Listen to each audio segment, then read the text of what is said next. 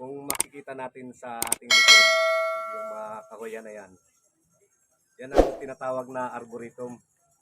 Ang huli kagubatan dito sa Quezon City. Although marami siyang puno, pero sa ilalim niyan, marami siyang kabahayan. So mayroon tayong eco-content na diyan nakatira sa ilalim ng kahoyan na yan, yung magkapatid na mga ngalakal, si Gio at saka si Joanna. So antayin natin sila dito sa eskinita na to. Diyan sila lang dumadaan papunta sa school nila. So maya-maya darating na yun dito. So antayin natin.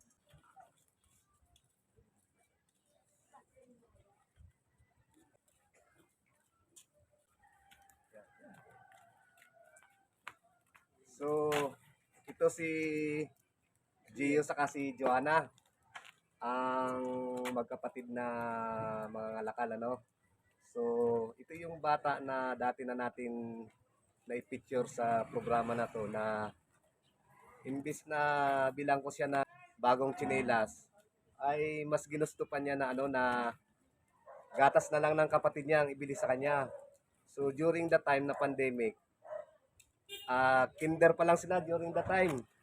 So buti na lang nasikaso ng nanay nila yung pag-aral nito, so na-enroll ito nung nakaraang pasukan ng grade 1. So magi-grade 2 na sila ngayon, no? Oh. Kumusta naman yung ano, yung pag-aral mo, Joanna saka Gio? Okay naman po. Anong grade nga kayo? Grade 2. Itong pasukan grade 2 na kayo. So grade 2 na sila ngayong pasukan. So sino ang mas matalino sa inyong dalawa? Ako. Paano mo nasabi na mas matalino ka kay Gio? Siya di pa marunong magbasa. Di ka pa marunong magbasa? Bakit? Anong ginawa mo? Puro lato-lato lang ata ang ginagawa mo eh. Bakit hindi ka pa marunong magbasa?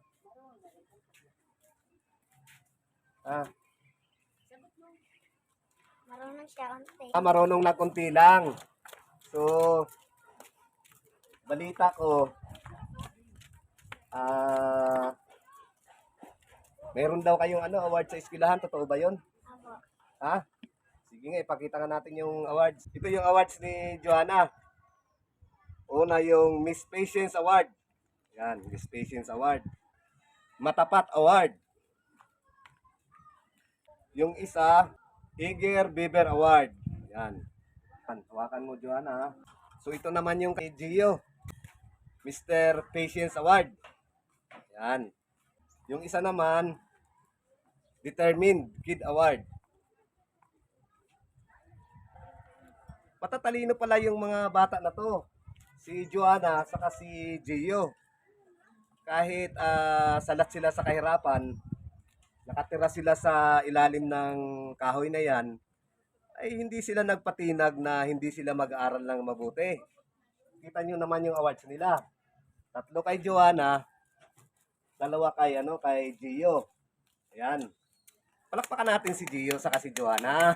Kasi nag-aral silang mabuti. So ngayon is Biyernes, no? Sa Martes, pasukan na. So ano ang natin, ang problema natin ngayon? School supply po. School supplies. Bakit hindi pa kayo binigyan ni mama mo ng school supplies? Hindi pa po. Ikaw, Gio, hindi pa rin binigyan ng school supplies. Bakit hindi kayo binigyan ng school supplies? Walang pang budget. Walang pang-budget. Malapit ng ang pasukan. Paano 'yan? Di yung luma na mga notebook sa libro na lang. Malungkot si kasi wala daw school supplies. O dapat masaya ka na kasi andito na si Kuya Vlogger. Dapat maging masaya na, no? Kasi si Kuya Vlogger may dalang school supplies para sa inyo, ano? Ito kay Joanna. Nahin na si Joanna kasi mas matalino siya kay Gio. Ito naman kay Gio. Ayan. Isang set na yan na notebook. Tapos kailangan may paper pad. Ayan. Hawakan mo ka na. Hawakan mo. Ganon din kay Joanna. Ang daming pera pala ni Joanna. Sabi mo wala kang pera. Saan galing yung pera na yan? Kita ko po kagabi. Ba't anong ginawa mo? Namagpag kami. Anong ibig sabihin ng namagpag? Sa mga inasal. Nangangalakal. Nagkalakal kayo sa inasal. So, itong pambili na pala na, may pambili ka na ng notebook, oh. Oh. Ano na ang bibilin mo ngayon na may notebook ka na saka papel? Ipunin ko ito pang baon. Pambaon. Ayan.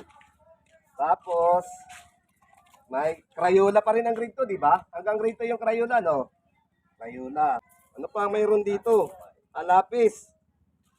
Para kompleto na, para wala na silang problema. Ayan, lapis. Hawakan mo. Lapis. Tapos, eraser. Eraser. Ay, pambabae ito. Oh, eraser. O ito, ano na lang. Pahiraman na lang kayo nito, ano? Pahiraman na lang kayo.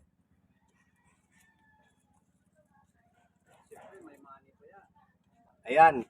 So, kompleto na kayo ng gamit sa school supplies. So, ano na lang ang hinihintay natin? Yung pasukan na lang, ano? Yung pasukan na lang, ano? So, pagpasok ang kailangan may ano? Ba.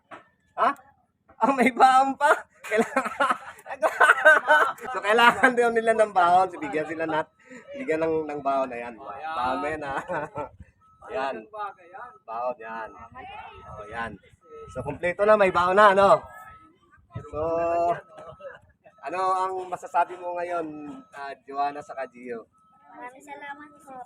Shout out sa aking mga kaibigan, yung mga nagbibigay ng sponsor sa atin. Una po ang aking kaibigan na si Joel Sotalbo. Maraming salamat. Ganun din po sa aking immediate superior na si Miss Ling Santos. Maraming salamat.